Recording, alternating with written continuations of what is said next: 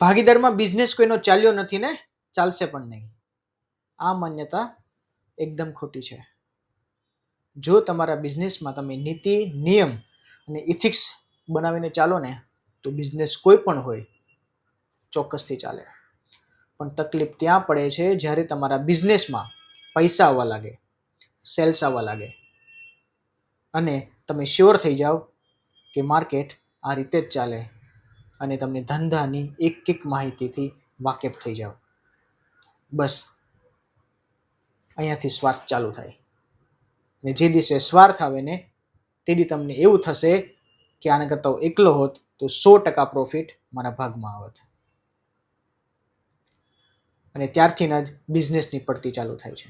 જે છે તે આ છે, ડે 1ના દિવસે તમે જે નીતિ, નિયમ અને ઇથિક્સ બનાવ્યા હતા એને તમે બ્રેક કર્યા.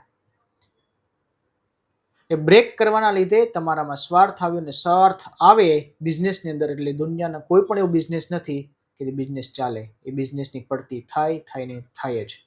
તમારા રિલેટિવ, તમારા ફ્રેન્ડ સર્કલ કે તમારા નજીકની અંદર અસંખ્ય લોકો એવા છે કે ભાગીદારની અંદર બિઝનેસ કરીને બિઝનેસ લોસમાં બંધ કરે છે.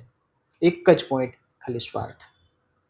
જો તમે ઇથિક્સ, નિયમ અને નીતિમત્તા સાથે ચાલો તો બિઝનેસ કોઈ પણ ચાલે ને ચાલે છે.